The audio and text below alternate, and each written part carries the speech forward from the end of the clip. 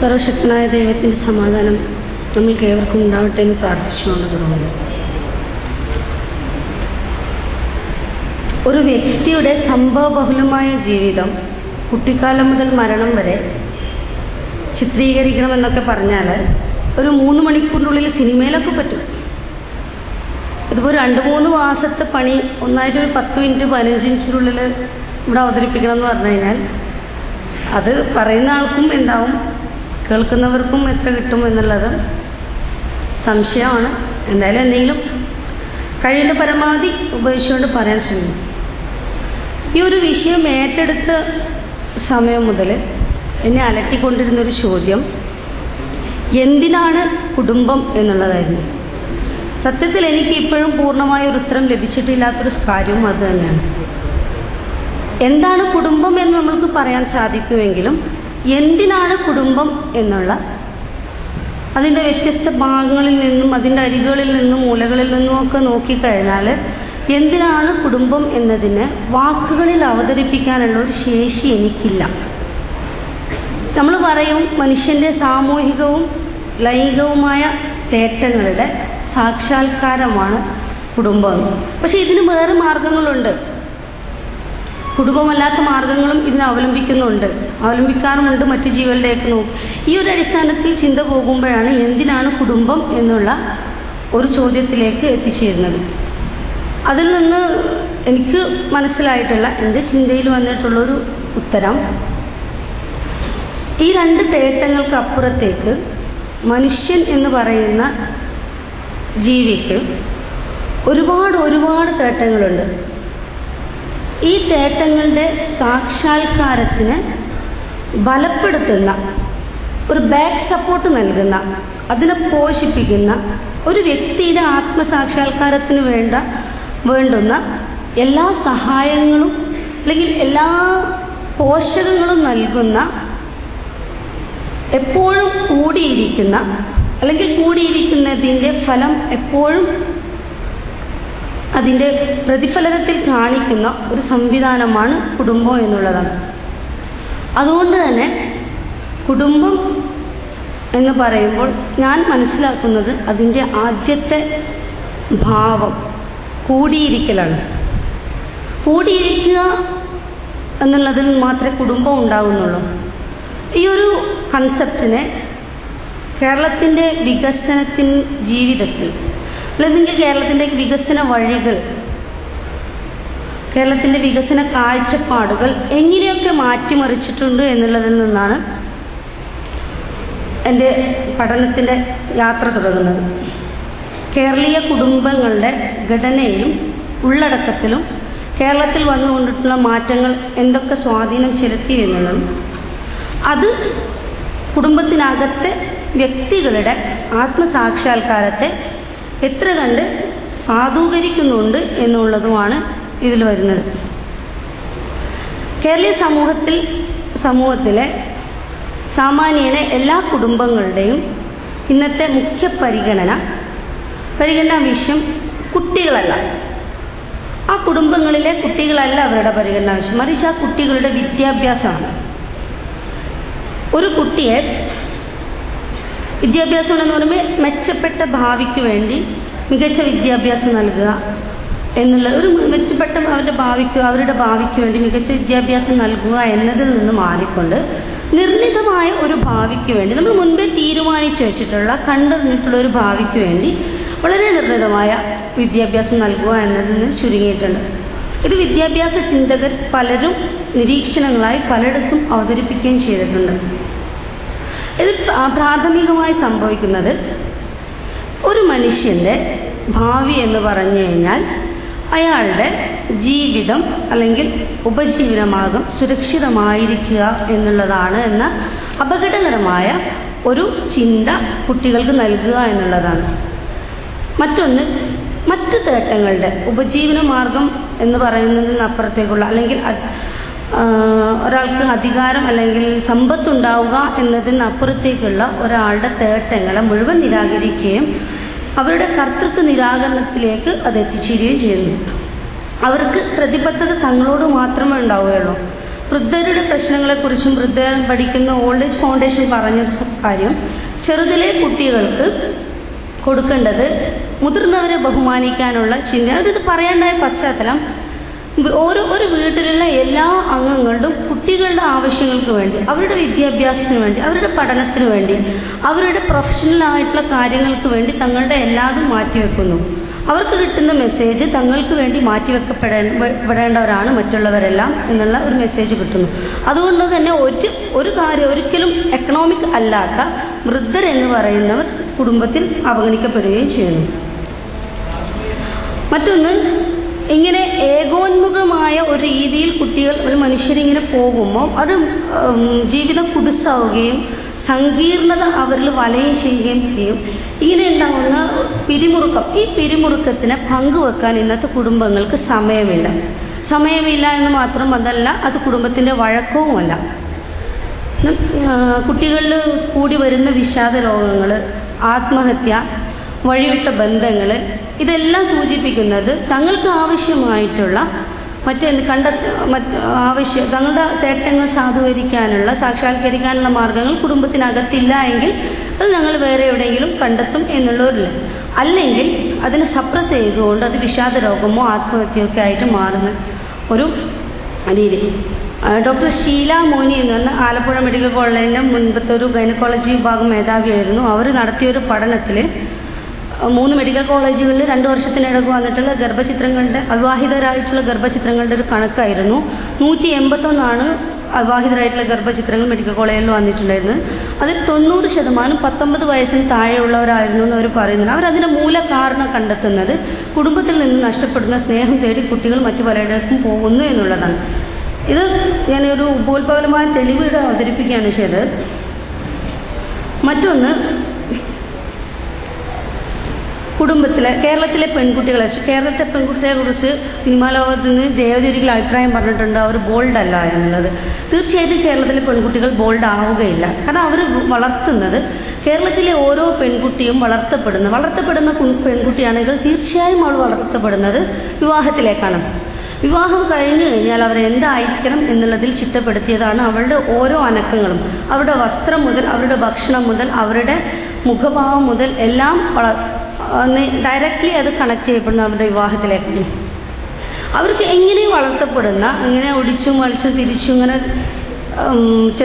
ചെറുതാക്കിയിട്ടും അല്ലെങ്കിൽ കൂട്ടിച്ചേർത്തുമൊക്കെ വളർത്തപ്പെടുന്ന പെൺകുട്ടികളെ ഒരിക്കലും നിങ്ങൾക്ക് ബോൾഡായിട്ട് കാണാൻ സാധിക്കുകയില്ല. ഇതിൻ്റെ ഏറ്റവും നല്ല നിങ്ങൾ സാമൂഹികമായൊരു വിശകലനം ഞാൻ ഇട്ട് തരികയാണ്. കേരളത്തിൽ പെൺകുട്ടികളാൽ നയിക്കപ്പെടുന്ന പെൺകുട്ടികളുടെ എല്ലാവർക്കും സംഘടന ഉണ്ട് കേരളത്തിൽ. അവരുടെ പ്രവർത്തനങ്ങളെ നിങ്ങളൊന്ന് വിലയിരുത്തേണ്ടതുണ്ട്. ഈ വിലയിരുത്തലിൽ നിന്ന് നിങ്ങൾക്കിത് മനസ്സിലാക്കിയെടുക്കാനാവും എന്തുകൊണ്ട് പുതിയ ആശയങ്ങൾ, പുതിയ പരിപാടികൾ അല്ലെങ്കിൽ പുതിയ ചിന്തകൾ പുതിയ അവരുടെ അടുത്തൊന്നും വരുന്നില്ല എന്നുള്ളത്. തീർച്ചയായിട്ടും ഒരു മനുഷ്യൻ്റെ ചിന്താശക്തി നൽകിക്കൊണ്ട് അവരെ നമ്മൾ ആരും വളർത്തുന്നില്ല. ഈ വിവാഹ വളർത്തൽ എന്നുള്ളത് അവർക്ക് 2-3 കാര്യങ്ങളാണ് ഇതിൽ പ്രയാസം തരുന്നത്. ഒന്ന്, ഒരു മനുഷ്യനായ ഒരിക്കലും ട്രീറ്റ് ചെയ്യപ്പെടുന്നില്ല. രണ്ടാമത്തത്, സ്വത്തുവികാസ സാധ്യതകൾ, അവരുടെ സ്വത്തുവികാസ സാധ്യതകളെയും കർത്തൃത്വത്തെയും തൻ്റെ കാര്യത്തിൽ തീരുമാനിക്കാനുള്ള കർത്തൃത്വത്തെ പോലും വിവാഹം എന്ന് പറയുന്ന ഒരു സ്ഥാപനത്തിലേക്ക് നമ്മൾ ചുരുക്കുന്നു. ഇതിനേക്കാളൊക്കെ വലിയ ഒരു പ്രശ്നം കിടക്കുന്നത്, ഇങ്ങനെ എല്ലാവരും വിവാഹിതരാവണമെന്ന് ശഠിക്കുന്ന ഒരു സമൂഹത്തിൽ, വിവാഹത്തിലേക്ക് വളർത്തപ്പെടുന്ന ഒരു സമൂഹത്തിൽ ഒരുപാട് പെൺകുട്ടികൾ പല വിധത്തിലുള്ള കാരണങ്ങളാൽ അവിവാഹിതരായി തുടരേണ്ടി വരുന്നുണ്ട്. ഈ അവിവാഹിതരായി തുടരുന്നവർക്ക് ഒരിക്കലും നമ്മൾ പഠിപ്പിച്ചു കൊടുക്കുന്നില്ല വിവാഹം അല്ലെങ്കിൽ മറ്റെന്താണ് ഞങ്ങളുടെ മുമ്പിലുള്ളത് എന്ന്. ഒരു പെൺകുട്ടി വിവാഹത്തിലേക്ക് വളർത്തപ്പെടുമ്പോൾ വിവാഹത്തോടുകൂടി അവൾ പിന്നെ അവളുടേതായിട്ടുള്ള ലോകത്തിലേക്ക് പോകുന്നു.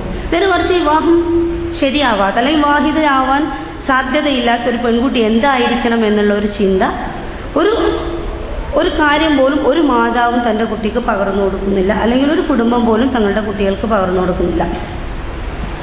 മറ്റൊന്ന്, ഇതിൻ്റെ അടുത്ത പോയിന്റിലേക്ക് തുടർച്ചയൊന്നും ഉണ്ടാവില്ല. അതിന് കേരളത്തിൽ ഏകരക്ഷാകർതൃ കുടുംബങ്ങൾ ഒരുപാട് കൂടി വരും. കേരളത്തിലെ പ്രവാസത്തോടു കൂടി പ്രത്യക്ഷമായതാണ് ഒരു സാധനമാണ് ഏകരക്ഷാകർതൃ കുടുംബങ്ങൾ. ഇതിൽ ഒന്ന് പ്രവാസം ഒരു കാരണം പറഞ്ഞു. രണ്ടാമത്തത് ഓർഫൻസ്, കുടുംബനാഥൻ മരിച്ചു പോകുന്നവരുടെ, അങ്ങനെ ഓർഫനായി തീരുന്നവരുടെ കുടുംബങ്ങൾ. മൂന്നാമത്തെ ഒന്നാണ് തടവിലാക്കപ്പെട്ടവരുടെ കുടുംബങ്ങൾ. ഈ കുടുംബങ്ങളും ഇവിടെ ഏറി വരുന്നുണ്ട്.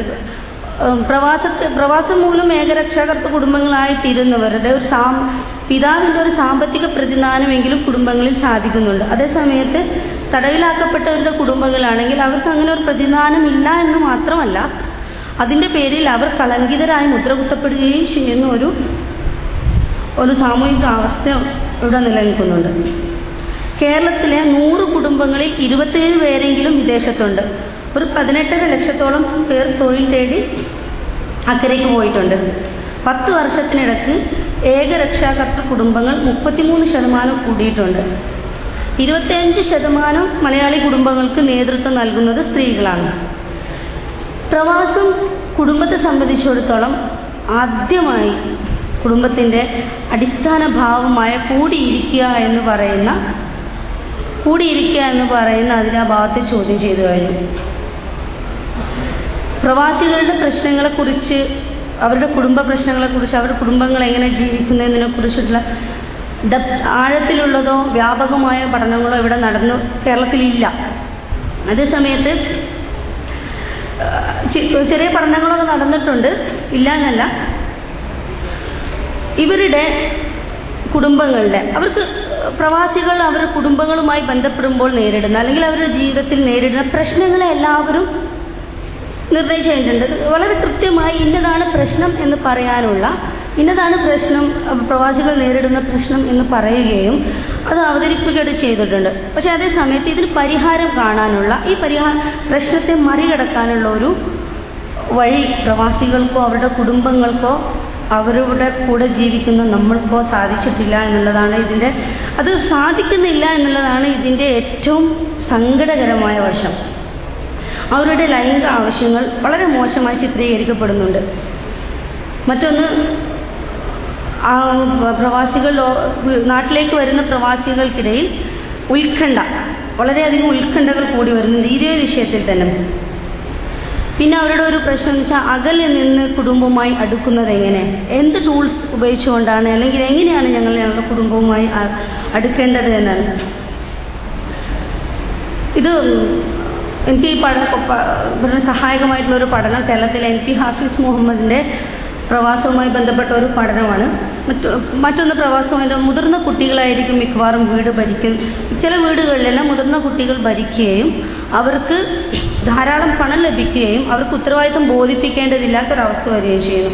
ഇതെങ്ങനെയെന്ന് വെച്ച് കഴിഞ്ഞാൽ ഇതവരിൽ അലസതയും നിസ്സംഗതയും വളർത്തുന്നുണ്ട് എന്നാണ് അദ്ദേഹത്തിൻ്റെ പഠനത്തിലുള്ളത്. മറ്റൊന്ന്, പ്രവാസത്തിലെ ഈ സിംഗിൾ പാരൻറ്റിങ് ഫാമിലി സ്ത്രീ ശാക്തീകരണത്തിന് വളരെ നല്ല ഒരു പ്രൊമോഷൻ കൊടുത്തിട്ടുണ്ട്.